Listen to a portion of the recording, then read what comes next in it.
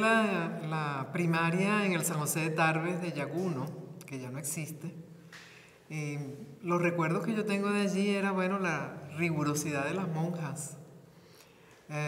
Recuerdos gratos muchos de las travesuras de niña junto con mis demás compañeritas. Pero más recuerdo el bachillerato, que lo hice en Montevideo, en Uruguay, en el Liceo Santo Domingo de las Hermanas Dominicas, cuando, bueno, ya por supuesto era la edad de la adolescencia y entonces entraban un poco las rebeldías y, bueno, el escaparse de la vigilancia de las monjas para hacer tonterías, porque en realidad pues no era sino, por ejemplo, escaparse de una misa o cosas así, ¿no? Es decir, travesuras propias de la adolescencia. Esos son parte de los recuerdos, recuerdos muy lindos de mis compañeras, que por cierto todavía, a pesar de la distancia, porque estoy hablando del Uruguay, yo todavía conservo 4 amigas de esa época, a pesar de los años transcurridos. Recuerdo mucho la formación que nos dieron, que por supuesto influyó sobre mi vida.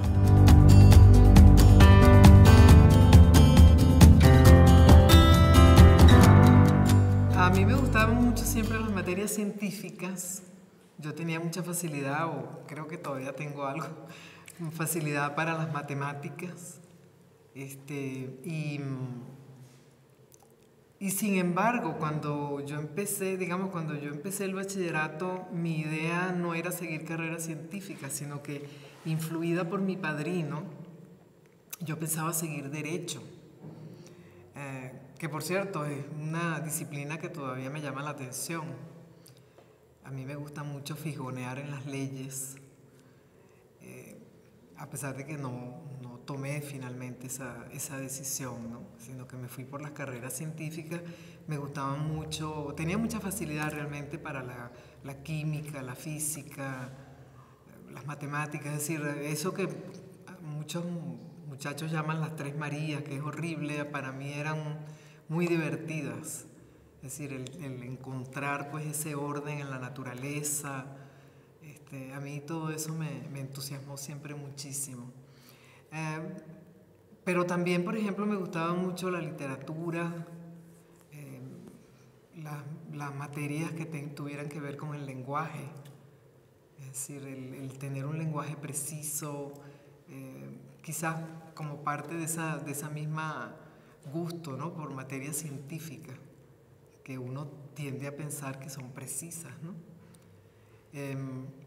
Una que no me gustaba mucho en aquella época y que sin embargo hoy en día la considero fundamental es la historia.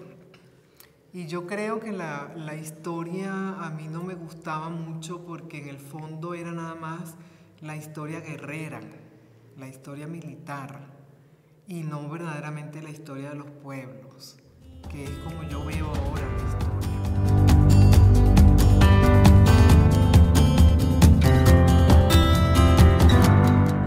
La profesora que justamente me estimuló para que siguiera carreras científicas, que fue una profesora de apellido Caprario en Montevideo, cuando estaba haciendo el bachillerato, no recuerdo su nombre de pila, pero sí el apellido, Caprario. Ella, cuando en algún momento estuvo haciendo como una pequeña encuesta, estábamos como en tercer año de bachillerato, ella hizo una pequeña encuesta entre todas las jóvenes del colegio, del salón nuestro, y para ver qué queríamos hacer, qué carreras queríamos seguir. Y cuando yo dije que yo pensaba seguir Derecho, bueno, casi que montó en furia diciéndome que cómo era posible, que yo tenía mucha habilidad para las ciencias. Ella de hecho era la profesora de química, y de verdad me puso a pensar. Y bueno, a raíz de eso pues yo empecé a pensar seriamente en tomar alguna carrera científica, y cuando regresamos a Venezuela, que fue al final del bachillerato, yo entré en la Universidad Central y allí entonces me enrolé en la Escuela de Química.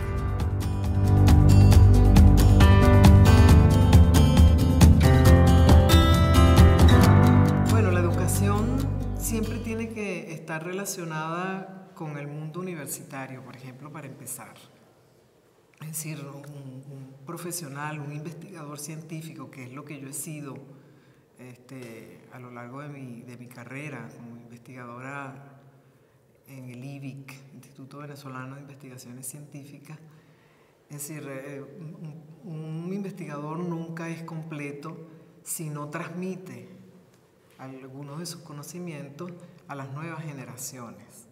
Y eso realmente es lo que hace que así como se dice que un profesor universitario sin investigación es un ser incompleto, de la misma manera, un investigador que no sea docente también, a mi juicio, es un ser incompleto, porque una de nuestras obligaciones tiene que ser el transmitir a las generaciones siguientes, a los más jóvenes, lo poco o mucho que uno pueda saber, pero además estimularlos para que ellos a su vez sean mejores de lo que uno fue.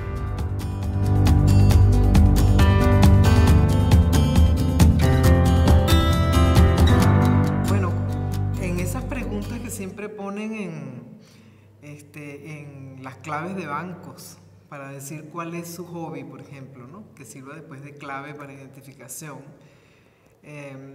Una de las preguntas es, ¿cuál es su hobby? Yo siempre pongo leer. Es decir, yo de verdad soy una lectora contumaz y leo de todo, o de casi todo.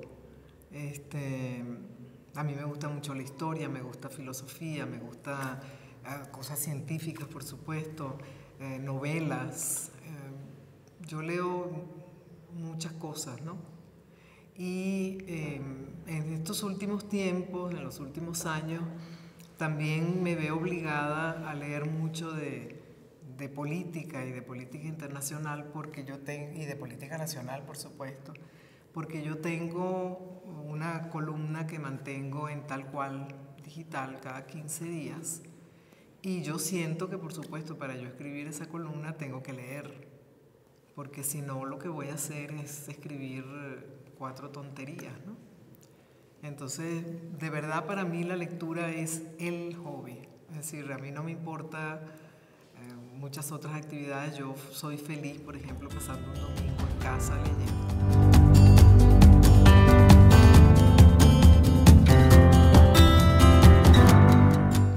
Hay 2. Uno es el Demián, de Hermann Hesse. Ese lo he leído yo a lo largo de los años. Yo creo que ya llevo como 15 veces de haberlo leído. Es un libro que me atrae muchísimo. El único, por cierto, de Hermann Hesse. Los demás no me gustan.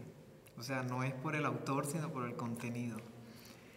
Y el otro libro que también lo he leído muchas veces es un cuento que dicen que es infantil, pero en realidad es para adultos, que es El Principito de Saint-Exupéry. Son 2 libros que tienen mensajes a mi juicio, muy intensos sobre cómo debe ser la vida y hacia dónde debe uno orientarla para vivirla.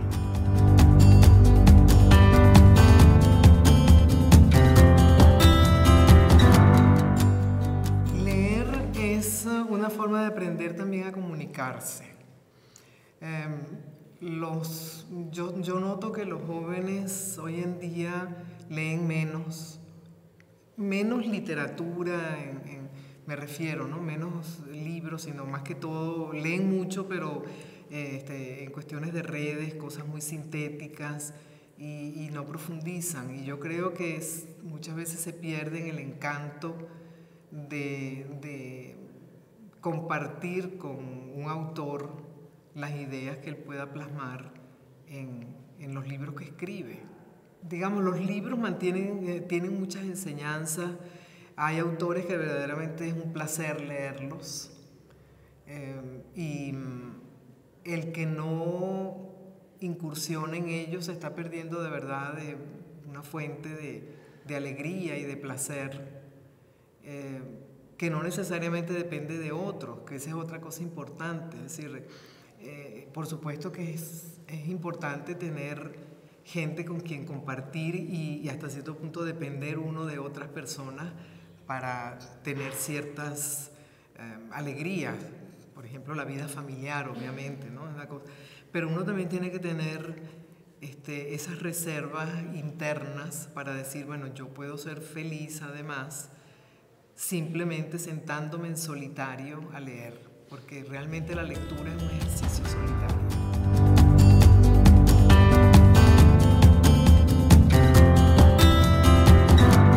Estudiar es el centro de toda vida de un investigador científico y de hecho, digo yo, de cualquier profesional que quiera mantenerse al día en sus carreras, ¿no? Es decir, la enseñanza o el aprendizaje no termina cuando uno se gradúa, apenas empieza.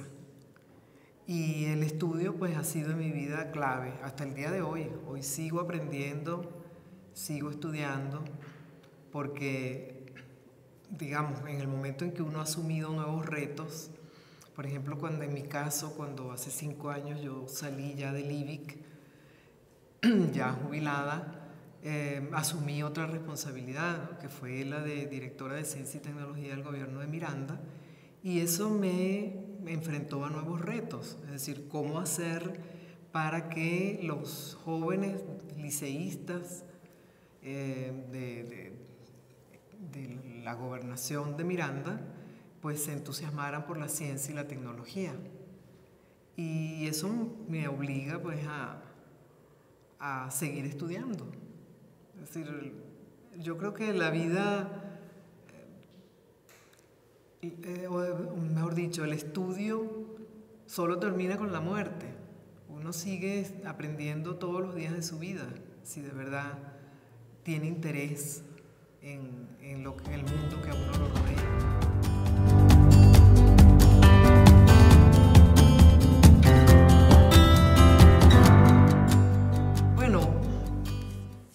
Lo importante no es que él tenga dificultades, es decir, la idea es que, bueno, como hay ciertos requisitos que tiene que cumplir desde el punto de vista académico, pues bueno, tiene que esforzarse por salir adelante con esa materia, si es obligatoria. Pero lo importante a mi juicio es que él entienda y él se sienta satisfecho con que hay otras materias que sí le van a resultar muy gratas, porque es su manera de ser, porque es artista, por ejemplo, y lo que le gusta es el mundo bohemio del arte, la pintura, la música, y que allí puede ser entonces una persona muy, muy creativa, muy rica, pero que eso no quiere decir que no deba estudiar otras materias que se les exige dentro de un patrón de estudios. Pero además también uno tiene que, independientemente de lo que uno maneja, digamos, como profesión, uno tiene que estar al tanto de todo lo que está a su alrededor, aunque sea de una manera superficial. Y ahí, por ejemplo, yo quiero hacer un mensaje en particular, ¿no? A la gente que está en el mundo, vamos a llamarlo así, de las humanidades, me refiero a los escritores, los pintores, los músicos, nadie les exige que sepan algo de ciencia. En un mundo, por cierto, que está cada día más tecnificado y que deberían saber algo de ciencia. Pero no se les exige, se considera que es suficiente con lo que ellos manejan. Sin embargo, hoy en día a las personas como yo, que somos científicos, que estamos en el mundo de la ciencia, se nos considera incultos si no manejamos algunas de las herramientas del mundo cultural. ¿Okay? Y yo pienso que hoy en día cada uno de nosotros, independientemente de donde uno esté, tiene que saber un poco de lo que hace el vecino, ¿okay? De manera de que uno sea, digamos, también no solamente un partícipe del mundo, sino también un observador de las otras cosas que se están haciendo, de las cuales uno no es un especialista.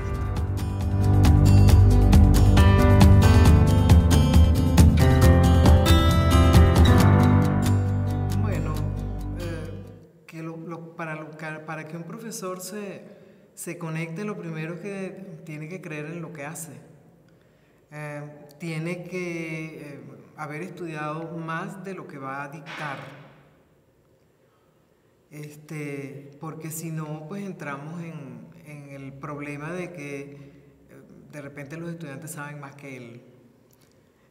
Un docente tiene que estar permanentemente también en actualización, sobre todo hoy en día porque las técnicas docentes han cambiado mucho desde que yo empecé a ser docente, cuando empecé mi carrera. Y hoy en día, con todas estas técnicas modernas que están pues en el mundo digital, todas esas herramientas nuevas, pues hoy en día cualquier maestro, bien sea de primaria o profesores universitarios, debe saber manejarse en ese mundo.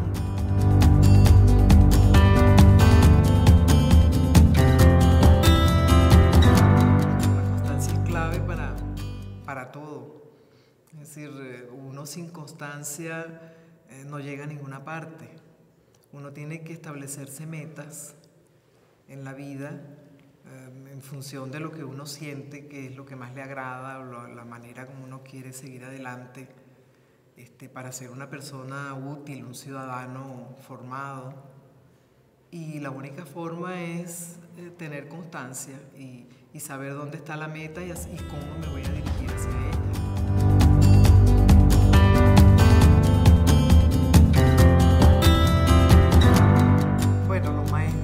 Los maestros realmente son lo más importante en una sociedad después de los padres, porque ellos son los que, digamos, dan parámetros de formación hacia lo que ese niño que tienen en sus manos va a convertirlos en un ciudadano.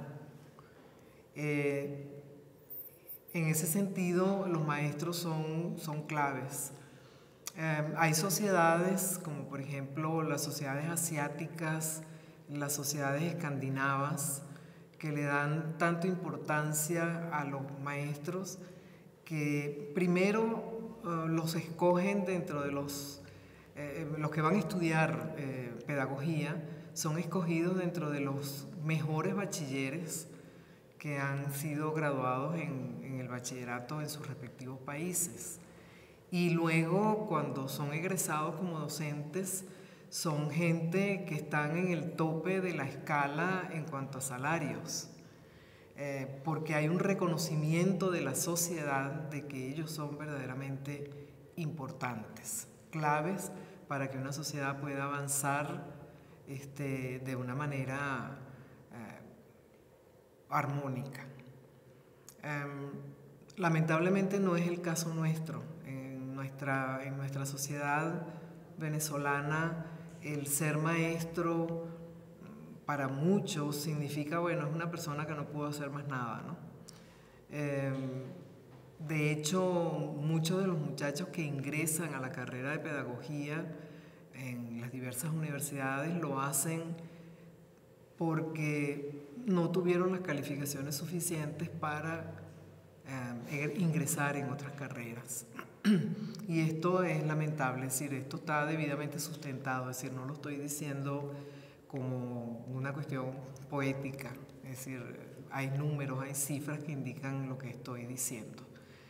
Entonces, en la vida venezolana, una de las cosas que tenemos que hacer para ayudar a los maestros es que la profesión de maestro sea suficientemente reconocida como una carrera verdaderamente vital para que nosotros podamos seguir adelante. De hecho, yo estoy convencida de que para que nosotros salgamos del caos que a mi juicio tenemos en este momento en la sociedad venezolana, la mejor manera va a ser un trabajo a largo plazo, por cierto, porque la educación nunca es inmediata. La educación significa una generación, o sea, estamos hablando de 20 años, por lo menos. Entonces, nosotros requerimos verdaderamente de un esfuerzo continuado a lo largo de por lo menos 2 décadas para que nuestros jóvenes, los niños de hoy, puedan llegar verdaderamente a ser ciudadanos y contribuyan al rescate de la sociedad venezolana de una manera pues como deben ser otras sociedades avanzadas, como les dije, como por ejemplo las sociedades escandinavas, por nombrar unas. Yo realmente los felicito a los maestros, ellos no solamente en su día, sino en todos los días del año, porque realmente los esfuerzos que están haciendo, yo los conozco de cerca, precisamente por el cargo que tengo en este momento en la gobernación de Miranda, en donde yo tengo un trato directo con ellos y frecuente. Y de verdad uno se encuentra allí con verdaderos héroes que, a pesar de todas las dificultades, de todas las limitaciones que hay, sin embargo siempre tratan de mejorar ellos mismos para poder mejorar pues la educación que le están transmitiendo a los niños bajo su cargo. Y de verdad en eso pues yo de verdad los admiro y los felicito, como les digo, no solamente en su día, sino en todos los días del año.